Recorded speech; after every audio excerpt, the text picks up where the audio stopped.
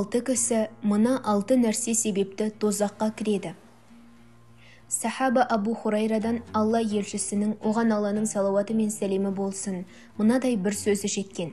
Онда былай делінеді: Қиямет күні 6 топ адам 6 нәрсе себепті есеп-қисап болмай тұрып тозаққа кіреді. Олар кімдер? Және қандай сипаттары үшін тозаққа барады?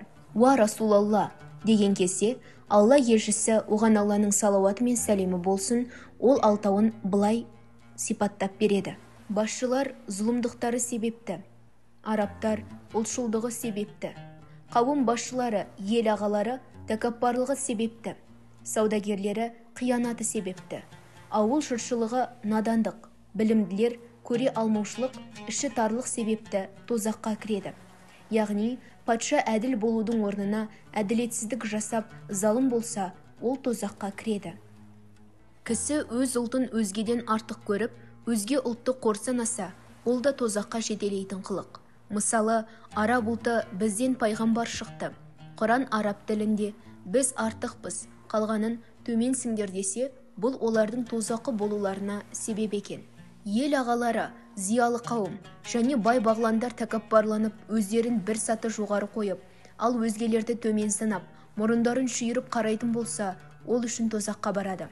Сауда жасау адал кәсіп, бірақ егер саудагер саудасында елді алдаса, елдің ақысын жесе, ол үшін тозаққа түседі. Дін ғылымы көбіне қалалы жерлерде дамитыны рас. Ауылды жерлерде дін тәліміне ықылас танытатындар қатары аз болатындығы да рас. Ауыл жұртшылығының дін ғылымына деген осындай ықылассыздығы олардың тозаққа түсіруі мүмкін екен. Бұл өте үлкен кемшілік. Ертең о дүниеге барғанда, дінді неге үйренбедің деп сұрағанда, мен ауылда тұрдым деп айта алмайды. Ауылда тұрсаңыз да ауыл имамынан хаттанып, мұсылманшылықты тереңірек білуге тырысуыңыз керек. Кітаптар оқып, діни сауатын көтеруге тырысқаны жөн.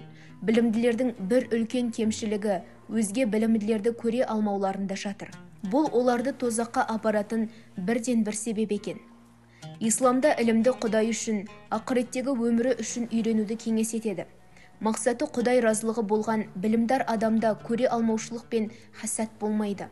Ал дүние үшін ілім үйренген кісілерде көре алмаушылық пен іші тарлық және өзгенің білімін қызғанушылық деген әбес сипаттар пайда болады. Нағыз білімді адам жүрегінде мұндай сипаттар болғанның күннің өзінде оны іс жүзіне асырмай, ондай жаман сипатын жоюға тырысады. Әйтпесе, онысы оны тозаққа түсіреді екен. Алла сақтасын. Видео ұнаса, лайк басып, арнама тіркеліп, қоңыраушаны баса кетіңіз.